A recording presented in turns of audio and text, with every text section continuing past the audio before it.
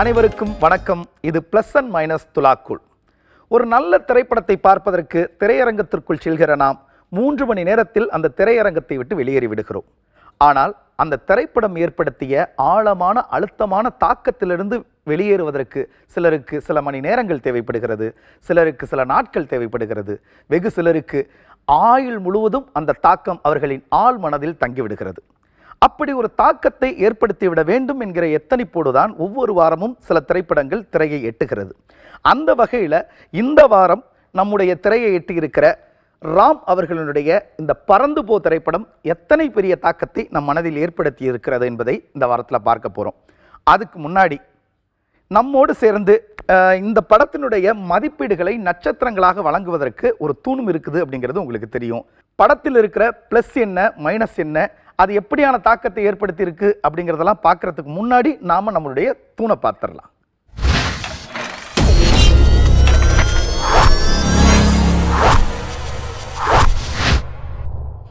படத்தினுடைய ஒன்லைன் என்ன? வாத்து முட்டையிலிருந்து டைனோசர் வந்துராதா அப்படிங்கிற எதிர்பார்ப்போடும் கனவோடும் இருக்கிற middle class and upper middle class மக்களினுடைய வாழ்க்கை தான் அந்த படத்தினுடைய கதை. படத்தினுடைய நாயகன் சிவா, அவருக்கு ஒரு மகன். அம்மா அப்பா எப்போதும் என் கூட இருக்கிறதில்ல, வேலைன்னு போயிடுறாங்க, அதிக நேரம் அவங்க என் கூட இருந்தால் எனக்கு ரொம்ப சந்தோஷமாக இருக்கும் அப்படிங்கிற ஏக்கத்தோடு இருக்கிற அந்த மகனை அழைச்சிக்கிட்டு கிராமங்கள் நோக்கி ஒரு ரோடு ட்ரிப்பு போகிறாரு சிவா.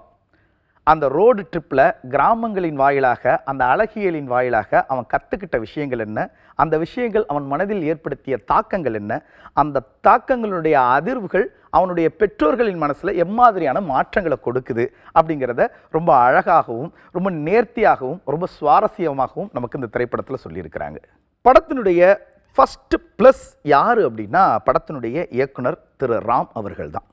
ரொம்ப மென்மையான ஒரு கதை, தன்னுடைய வழக்கமான பாணியிலிருந்து சற்று மாறி வேறு ஒரு பார்வையில் இந்த படத்தை அணுகி நமக்கு ரொம்ப அழகான ஒரு திரைப்படமாக இதை நமக்கு ப்ரெசென்ட் பண்ணியிருக்கிறார்.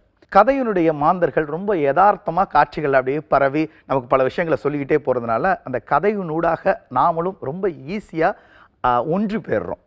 படத்தில் பெரிய கான்ஃப்ளிக்ட் அப்படின்னு சொல்லி எதுவுமே இல்லை என்றாலும் படத்தை தன்னுடைய திரைக்கதையினுடைய சாமர்த்தியத்தின் மூலம் ரொம்ப சுவாரஸ்யமாக நகர்த்திய விதத்தில் இயக்குனர் ராம் இந்த திரைப்படத்தில் வெற்றி இயக்குனராக உயர்ந்து நிற்கிறார்.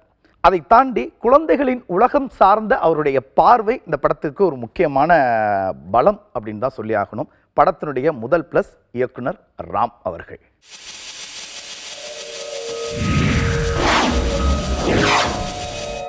படத்தினுடைய அடுத்த ப்ளஸ் யார் அப்படின்னா படத்தினுடைய நாயகன் திரு சிவா அவர்கள் தான். சிவா அவர்கள் இந்த படத்தை பொறுத்த வரைக்கும் தன்னுடைய வழக்கமான நடிப்பை தான் வெளிப்படுத்தியிருக்கிறாரு. ஆனால் அந்த நடிப்பு இந்த படத்தினுடைய கதைக்கும் சூழலுக்கும் ரொம்ப துல்லியமாக பொருந்தி போகுது அப்படின்னு தான் சொல்லி ஆகணும். வழக்கமாக இவர் வேறு படங்களில் எமோஷனல் காட்சிகள் நடிக்க மாட்டார், அப்படியே நடித்தாலும் அது நமக்கு பெருசாக கனெக்ட் ஆனது இல்லை. ஆனால் இந்த படத்தில் ஒரு காட்சியில் தன்னுடைய இயலாமையை வெளிப்படுத்தி அவர் ஒரு பெர்ஃபார்மன்ஸ் ஒன்று பண்ணியிருப்பார். அந்த பெர்ஃபார்மன்ஸ் அந்த படத்தை பார்க்கிற அத்தனை அப்பாக்களையும் ரொம்ப எளிதில் கனெக்ட் பண்ணிடும். இந்த படத்தை பொறுத்த வரைக்கும் நடிகர் சிவா ஒரு பெர்ஃபெக்ட் தேர்வு. அவர் தான் இந்த படத்தினுடைய என்டையர் அந்த பயணத்தையும் தன்னுடைய தோள்களில் சுமக்கிறாரு. ரொம்ப சுவாரஸ்யமாக அந்த படத்தை கொண்டு போய் மக்கள் மத்தியில் சேர்த்ததில் இவருடைய பங்கு ரொம்ப பெருசு. அந்த வகையில் சிவா அவர்கள் இந்த படத்தினுடைய அடுத்த ப்ளஸ்.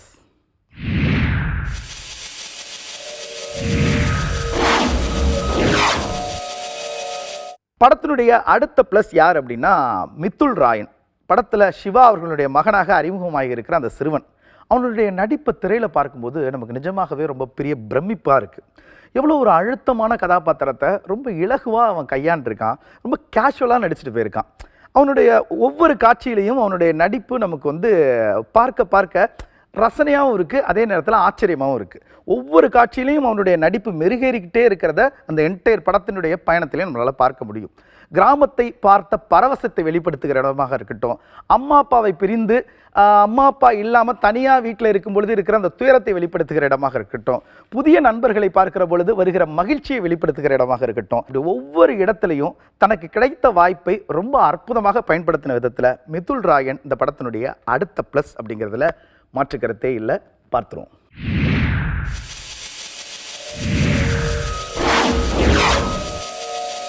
படத்தினுடைய அடுத்த ப்ளஸ் யார் அப்படிங்கிறத பார்க்கறதுக்கு முன்னாடி ஒரு செய்தி. இந்த படத்தினுடைய அனௌன்ஸ்மெண்ட் வந்தது உடனேயே நெட்டிசன்கள் எல்லாரும் ரொம்ப பெரிய அதிர்ச்சிக்குள்ளானாங்க. ஏன் அப்படின்னா, ராம் சாரனுடைய அடுத்த படத்தில் யுவன் சங்கர் ராஜா மியூசிக் இல்லையா, அவருடைய பாடல்கள் இல்லாமல் ராம் படம் எப்படி இருக்க போகுது அப்படிங்கிற ஒரு அதிர்ச்சியும் வருத்தமும் ரசிகர்களுடைய மனசில் இருந்துச்சு. அந்த குறையை போக்குவதற்காகவே இந்த படத்தினுடைய பின்னணி இசையை யுவன் சங்கர் ராஜா அவர்கள் மேற்கொண்டு ஒரு அற்புதமான ஒரு ஃபீலை நமக்கு கொடுத்துருக்கிறார். படத்தினுடைய ஒவ்வொரு காட்சிக்கும் இடையில் இருக்கிற அந்த இடைவெளியை தன்னுடைய பின்னணி இசையின் மூலம் நிரப்பி இருப்பதனால யுவன் சங்கர் ராஜா இந்த படத்தினுடைய மிகப்பெரிய பலமாக இருக்கிறார் அப்படின்னு தான் சொல்லி ஆகணும். இந்த படத்தை பார்த்து கொண்டே இருக்கிற பொழுது நமக்கு அந்த காட்சிகளினுடைய நீளம் நமக்கு தெரியாத வண்ணம் அந்த காட்சியினுடைய பின்னணி இசை நம்மளை என்கேஜ் பண்ணுறதுனால படம் பார்த்துக்கிட்டு இருக்கும்போது நமக்கு அதனுடைய சுவாரஸ்யம் கூடிக்கிட்டே இருக்குது. அந்த வகையில் பறந்து பூவினுடைய இன்னொரு plus music director Yuvan Shankar Raja அவர்கள்.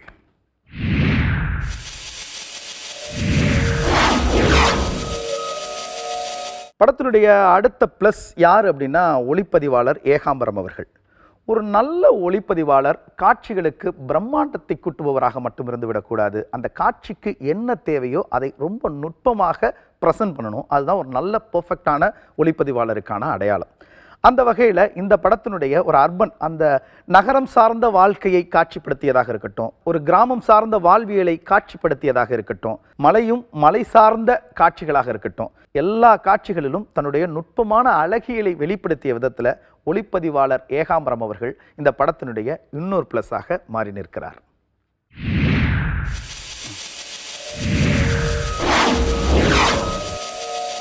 பறந்து போ திரைப்படத்தில் இருக்கிற ப்ளஸ் என்ன அப்படிங்கிறதெல்லாம் ஒன்று ஒன்றா நம்ம பார்த்தோம். இந்த படத்தில் தியேட்டரில் நம்ம பார்க்கும் பொழுது ரொம்ப மனதிற்கு ரொம்ப இதமான, ஒரு மகிழ்ச்சியான, யதார்த்தத்துக்கு மிக நெருக்கமான, ரொம்ப அற்புதமான ஒரு படமாகத்தான் நம்மளுடைய கண்களுக்கு முன்னாடி அது காட்சிகளாக விரியுது. இந்த படத்தில் ஏதேனும் மைனஸ் இருக்கா, இந்த படத்தில் இருக்கிற நெருடல் என்ன அப்படின்னு நம்ம பார்த்தோம் அப்படின்னா, ரொம்ப நெக்லிஜிபிளான, ரொம்ப மெல்லிய மைனஸ்கள் தான் இருக்குது அப்படின்னு சொல்லணும். அந்த வகையில் இந்த பறந்து போ திரைப்படத்தில் இருக்கிற மைனஸ் என்ன அப்படிங்கிறத ஒன்று ஒன்றா பார்த்துருவோம். படத்தினுடைய முதல் மைனஸ் என்ன அப்படின்னு பார்த்தா, படம் தூங்கின கொஞ்ச நேரத்தில் அப்பாவான சிவாவும் அவருடைய மகனும் சேர்ந்து ஒரு பயணத்தை தொடங்குறாங்க. சில நிர்பந்தங்களின் அடிப்படையில் அவர்களுடைய அந்த பயணம் சில கிராமங்களை நோக்கி போகுது, சில மலைகளை நோக்கி போகுது, அப்புறம் வெவ்வேறு இடங்களுக்கு அவங்க அப்படியே பயணப்படுறாங்க. அந்த பயணம் பார்ப்பதற்கு கொஞ்சம் சுவாரஸ்யமாகவே இருந்தாலும் இந்த கதை எதை நோக்கி பயணிக்குது அப்படிங்கிற கேள்வி எழுவதை நம்மளால் தவிர்க்க முடியல. வழக்கமாக ஒரு திரைப்படத்தில் சில ட்விஸ்ட் அண்ட் டர்ன்ஸை எதிர்பார்த்து திரையரங்கத்தில் அமர்ற ரசிகர்களுக்கு இப்படி எதுவுமே இல்லாமல் ஒரு இலக்கற்ற பயணமாக இந்த திரைப்படம் பயணிச்சுக்கிட்டே இருக்கிறது நிச்சயமாக ஒரு அயற்சியை தருவதை மறுக்க முடியல. அது இந்த படத்தினுடைய முதல் மைனஸ். இந்த படத்தினுடைய அடுத்த மைனஸ் என்ன அப்படின்னு யோசிச்சா, இந்த படத்தினுடைய மையம் என்ன? இந்த படத்தினுடைய மையம் ஒரு குழந்தைகளுடைய உலகத்தை புரிந்து கொள்வது எப்படி, குழந்தை வளர்ப்பு சார்ந்த நுட்பங்களை அறிந்து கொள்வது எப்படி அப்படிங்கிற ஒரு பேரண்டிங்கை காட்சிகளுக்கு காட்சி நமக்கு சொல்லாமல் கற்றுக் கொடுத்து கொண்டே போகிறார் இயக்குனர். ஆனால் அவர் கற்றுக் கொடுத்து கொண்டு போகிற அந்த பேரண்டிங்கும் அவர் டீல் பண்ணுற அந்த விஷயங்களும் அப்பர் மிடில் கிளாஸ் மக்களுடைய வாழ்வியலும் அவர்களுடைய பேரண்டிங்கும் சார்ந்தே இருக்குது. அடித்தட்டு மக்களுடைய பேரண்டிங்கை பற்றி, குழந்தை வளர்ப்பை பற்றி ஏதுமே சொல்லாமல் இந்த காட்சிகள் நீண்டு கொண்டே போகிறது நமக்கு ஒரு சின்ன நெருடலை தருது. அந்த நெருடல் இந்த படத்தினுடைய ஒரு முக்கியமான மைனஸ் அப்படின்னு சொல்லலாம்.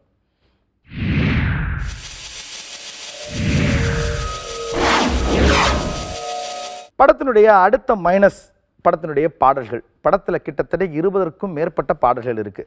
சின்ன சின்ன பாடல்களாக அந்த சூழலுக்கு தகுந்த மாதிரி இவங்க பிளான் பண்ணியிருக்காங்க. படத்தின் பாடல்களுக்கு இசையமைச்சது திரு சந்தோஷ் தயாநிதி அவர்கள், மதன் கார்கே அவர்கள் லிரிக்ஸ் எழுதியிருக்காங்க. நிறைய பாடல்கள் நல்லா இருக்குது. ஆனால் நிறைய இடங்களில் அப்படியான பாடல்கள் வந்து கொண்டே இருப்பது ஒரு சின்ன அயற்சியை கொடுக்குது. அதை தாண்டி இது ஒரு புதுவிதமான முயற்சி தான். பின்னணி இசைக்கு இடையில் இசை மாத்திரம் இல்லாமல் பாடல்களாகவே வந்துட்டால் எப்படி இருக்கும் அப்படின்னு ஒரு சின்னதாக எக்ஸ்பெரிமெண்ட் பண்ணி பார்த்துருக்காங்க. அந்த எக்ஸ்பெரிமெண்ட் அப்படிங்கிற அடிப்படையில் அந்த முயற்சி நல்லா இருக்குது. ஆனால் அந்த முயற்சிக்கு இவர்கள் எடுத்துக்கொண்ட அந்த மெனக்கெடல் இருக்குது இல்லையா, அது இன்னும் கொஞ்சம் சிறப்பாக இருந்திருந்தால், எல்லா பாடல்களும் நன்றாக இருந்திருந்தால் படம் இன்னும் சுவாரஸ்யமாக இருந்திருக்கும். அப்படி இல்லாமல் போனதனால் அது ஒரு பெரிய மைனஸாக மாறி இந்த படத்தை கொஞ்சம் அப்படியே மக்கள் மனசுலேருந்து கீழே இறக்குது அப்படிங்கிறத தவிர்க்க முடியல.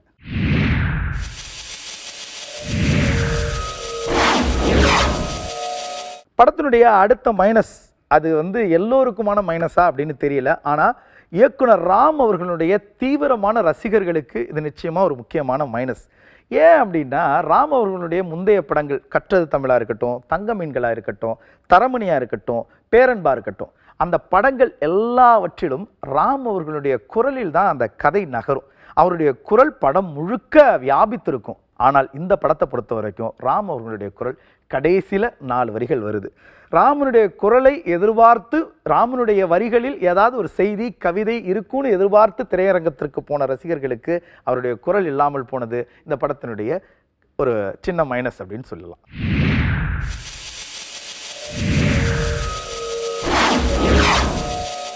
படத்தினுடைய அடுத்த மைனஸ் என்ன அப்படின்னா, படத்தில் சில மாண்டாஜ் காட்சிகள் இருக்குது. அதனுடைய நீளம் ரொம்ப பொறுமையை சோதிக்குது அப்படின்னு தான் சொல்லணும். எடுத்துக்காட்டாக கதாநாயகி கோயம்புத்தூருடைய சாலைகளில் அடிக்கடி நடக்கிறது. அப்புறம் கிராமத்தை நோக்கி அப்பாவும் மகனும் பயணிக்கிற பொழுது அந்த டிராவல் மாண்டாஜ் காட்சிகள் தேவையில்லாமல் நிறைய இடங்களில் இடம்பெறுறது பார்வையாளர்களுக்கு நிச்சயமாக ஒரு அயற்சியை கொடுக்குது. இல்லை சுவாரஸ்யமாக போய்கிட்டு இருக்கிற அந்த படத்தில் இந்த காட்சிகளுடைய நீளத்தை கொஞ்சம் குறைச்சிருந்தா இன்னும் கொஞ்சம் கிரிப்பான ஒரு படம் நமக்கு கிடைச்சிருக்குமே அப்படிங்கிற ஒரு ஆதங்கம் ரசிகர்களுடைய மனசுல ஏற்படுவதை தவிர்க்க முடியல. அந்த வகையில் இந்த விஷயம் இந்த படத்தினுடைய ஒரு முக்கியமான மைனஸாக மாறி நிற்குது.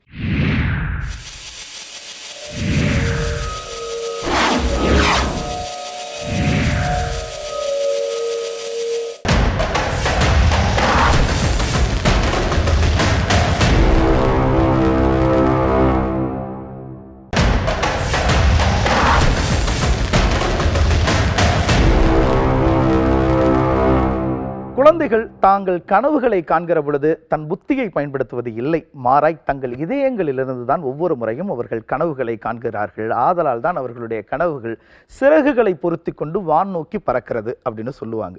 அந்த வகையில் ஒரு 8 வயது சிறுவனுடைய மனதை, அவனுடைய விருப்பத்தை, அவனுடைய கனவுகளை ரொம்ப நுட்பமாக புரிந்து கொண்டு அதை ஒரு திரைப்படமாக மாற்றிய விதத்தில் இந்த படம் ரொம்ப உயர்ந்து நிற்கிது அப்படின்னு தான் சொல்லணும். அது இந்த படத்துக்கு ஒரு ப்ளஸ். ஆனால் ஒரு மிடில் கிளாஸில் இருக்கிற, இல்லை ஒரு அப்பர் மிடில் கிளாஸில் இருக்கிற ஒரு சிறுவன் அதீதமாக குறும்பு செய்யும் போதும் அவனுடைய அப்பா அம்மாவாக வருகிற நாயகனும் நாயகியும் அவனை எந்த விதத்திலையும் கண்டிக்காமல் எல்லா நேரங்கள்லையும் பேச்சுவார்த்தை நடத்திக்கிட்டே இருக்கிறது யதார்த்தத்திலிருந்து கொஞ்சம் விலகி நிற்குது. அது இந்த படத்தினுடைய மைனஸ். படத்தில் பின்னணி இசையை மேற்கொண்டிருப்பது யுவன் சங்கர் ராஜா அவர்கள் அப்படிங்கிறத நம்ம பார்த்தோம். ஆனால் அவர் தன்னுடைய நுட்பமான பின்னணி இசையை வெளிப்படுத்துவதற்கு இந்த படத்தில் அதிக இடங்களில் ஸ்பேஸே இல்லை. காரணம் என்ன அப்படின்னா, பின்னணி இசைக்கு பதிலாக பல இடங்களில் பாடல்களையே அவங்க பயன்படுத்தியிருக்காங்க. ஸோ யுவன் சங்கர் ராஜா தன்னுடைய அந்த வீரியமிக்க இசையை வெளிப்படுத்துவதற்கு ஒரு ஸ்பேஸ் இல்லாமல் போனது படத்தினுடைய மைனஸ். ஆனால் இந்த படத்தை பொறுத்தவரையில் ஒரு படத்தினுடைய கதையை காட்சிகளின் மூலமாக மாத்திரமல்லாமல், வசனங்களின் மூலமாக மாத்திரமல்லாமல், பாடல்களின் மூலமாகவும் விவரிச்சிட முடியும், மக்களுக்கு கன்வே பண்ணிட முடியும் அப்படிங்கிற நம்பிக்கையோட பல காட்சிகளை பாடல்களின் மூலமாக வெளிப்படுத்திய அந்த முயற்சி இந்த படத்தினுடைய ஒரு முக்கியமான ப்ளஸ்.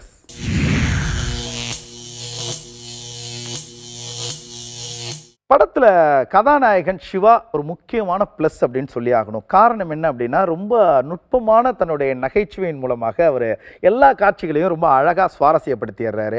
அவருடைய இருப்பு இந்த படத்திற்கு ஒரு ப்ளஸ் தான். ஆனால் அவர் இல்லாமல் இந்த திரைப்படத்தை வேறு ஒருவர் செய்திருந்தால், வேறு யாராவது நடித்திருந்தால் இந்த படத்தினுடைய சுவாரஸ்யம் சற்று குறைந்து போயிருக்குமோ அப்படிங்கிற ஒரு அச்சம் ஏற்படுவதை தவிர்க்க முடியல. அதற்கு காரணம் என்ன அப்படின்னா, பெரும்பான்மையான வசனங்களும் பெரும்பான்மையான காட்சிகளும் அவரை கொண்டே எழுதப்பட்டிருக்குது. அது இந்த படத்தினுடைய ஒரு முக்கியமான மைனஸ்.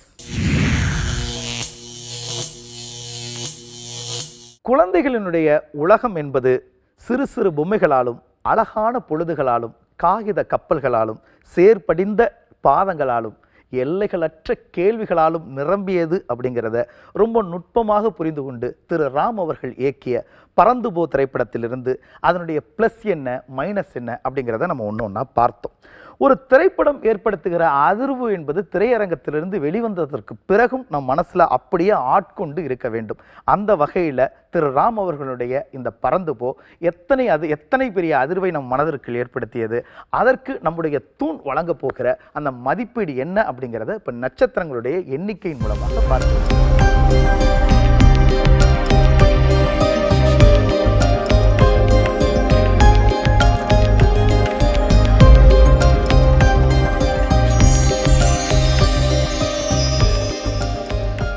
பொதுவாய் குழந்தைகள் தங்களுடைய மொத்த விருப்பங்களும் நிறைவேறிவிட வேண்டும் என்று ஆசைப்படுவது இல்லை. மாறாய் தங்களுடைய விருப்பங்கள் மற்றவர்களால் மதிக்கப்பட வேண்டும் என்றுதான் ஆதங்கப்படுகிறார்கள். இந்த உண்மையை ஒரு யதார்த்தமான சினிமாவாக மாற்றி நம் எல்லோருக்கும் புரிய வைத்ததன் அடிப்படையில் பறந்துபோ நம் மனதை ஆட்கொண்ட ஒரு அற்புதமான சினிமா அப்படிங்கிறதுல மாற்று கருத்தே இல்லை. அடுத்த வாரம் வேறு ஒரு சினிமாவோடும் அந்த சினிமா சார்ந்த ப்ளஸ் அண்ட் மைனஸ் என்ன இருக்கு அப்படிங்கிறதை பற்றியும் உங்களோடு பகிர்ந்து கொள்வதற்காக வருகிறோம். அதுவரையில் உங்களிடமிருந்து விடைபெறுவது நானும் நம்முடைய இந்த தூணும். நன்றி, வணக்கம்.